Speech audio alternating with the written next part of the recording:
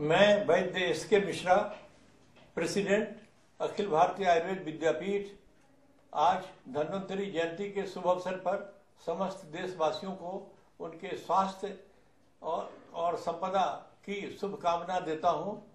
देश समृद्धि की ओर बढ़े और देश की जनता सब तरह से सुखी और संपन्न रहे, धन्वंतरि जयंती का यही संदेश है। प्रतिवर्ष कार्तिक कृष्ण त्रयोदशी को हम वैद्य समाज, आयुर्वेद समाज धन्वंतरि जयंती मनाते हैं और दिवाली से 2 दिन पहले यह कार्यक्रम होता है। लेकिन जहां तक अखिल भारतीय आयुर्वेद महासम्मेलन और वैद्य समाज की ओर से मनाने की बात है, हम धन्वंतरि पक्ष मनाते हैं, धन्वंतरि पखवाड़ा मनाते हैं और 15 दिन तक लगातार हमारा कार्यक्रम होता है। हम चिकित्सा शिविर लगाते हैं, लोगों को अच्छे स्वास्थ्य कैसा रहे इसके लिए व्याख्यान देते हैं और अंतिम कार्यक्रम धन्वंतरि जयंती के दिन होता है। धन्वंतरि जयंती को आम लोग धनतेरस के रूप में भी जानते हैं।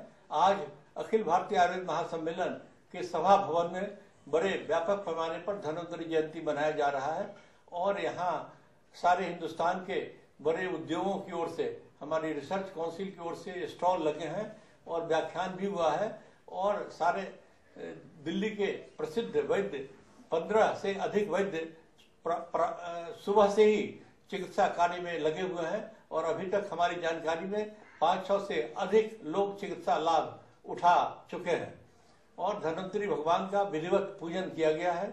और आज अपराह्न में 3 बजे से व्याख्यान का कार्यक्रम रखा जाएगा, जिसमें देश के बड़े गण्यमान्य प्रतिष्ठित नेतागण भी आ रहे हैं और सारे देश से और देश से बाहर के भी चिकित्सक समाज यहाँ उपस्थित होंगे।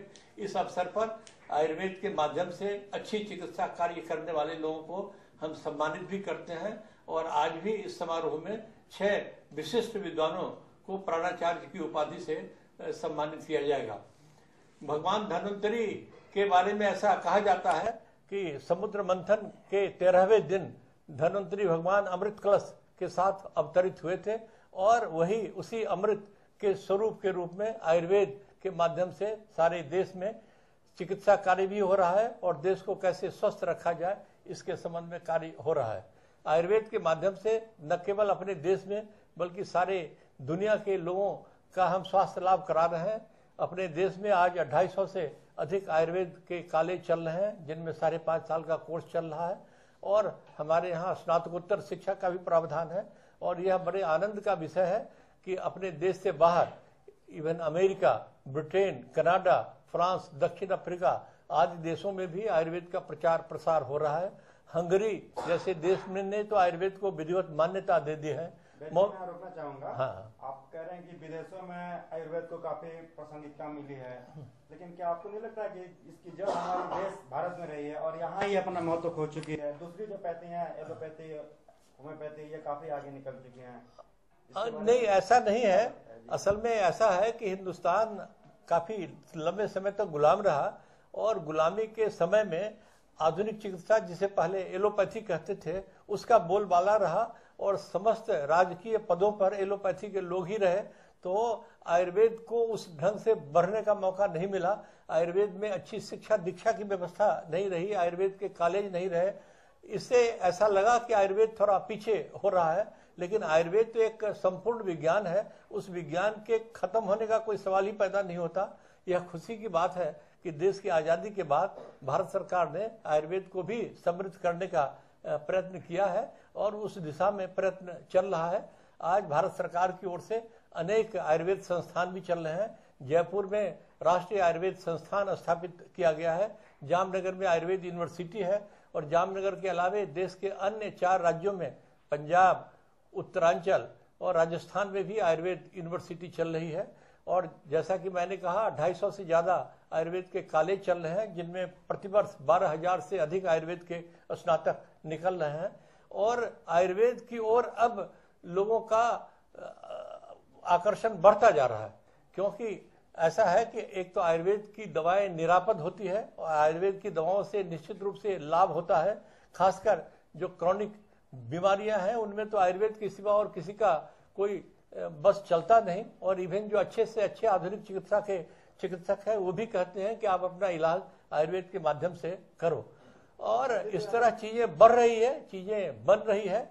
लेकिन जो 100 साल से अधिक समय तक पिछड़ा रहा तो उसको उस लेवल तक आने में थोड़ा समय लगता है। लेकिन आयुर्वेद की प्रसार में सरकार जो कर रही है क्या वो काफी है? आप जीडीपी का बजट देखेंगे तो मुश्किल से वो आयुर्वेद पे बहुत कम करती है। वहीं एलोपैथ पे बहुत सारी करती हैं, आयुष पे हुआ, यूनानी पे हुआ, जितनी जो है ट्रेडिशनल जो है सरकार तो कुछ नहीं कर रही। आपको क्या लगता है कि इससे कुछ आप आगे ले पाएंगे क्या? नहीं, आपकी बात ठीक है और हम लोग भी आयुर्वेद महासम्मेलन की ओर से निरंतर प्रयत्नशील रहे हैं कि आयुर्वेद के लिए जो बजट दिया गया है वह बहुत कम है और उसमें और भी बढ़ावा किया जाए। लेकिन और सरकार की ओर से हमारी जितनी अपेक्षा है उसके हिसाब से प्रगति नहीं हो रही है। लेकिन फिर भी सरकार ने 1995 में आयुष पद्धतियों के लिए, जिसमें आयुर्वेद मुख्य पद्धति है, के लिए अलग से विभाग स्थापित किया है। आयुष विभाग स्वास्थ्य एवं परिवार कल्याण मंत्रालय के अधीन चल रहा है और आयुष विभाग के बनने से बजट में भी बढ़ोतरी हुई है। हमारे सेंट्रल गवर्नमेंट हेल्थ स्कीम के अंतर्गत भी बहुत सारी डिस्पेंसरीज, बहुत सारे औषधालय चल रहे हैं। और अभी जो NRHM national rural health scheme है प्रधानमंत्री का, तो उस नेशनल रूरल हेल्थ स्कीम में भी आयुर्वेद को मान्यता दी गई है और विभिन्न राज्यों के माध्यम से इस स्कीम के अंतर्गत भी आयुर्वेद के लोगों को लगाया जा रहा है, मेडिकल ऑफिसर के रूप में, चिकित्सक के रूप में।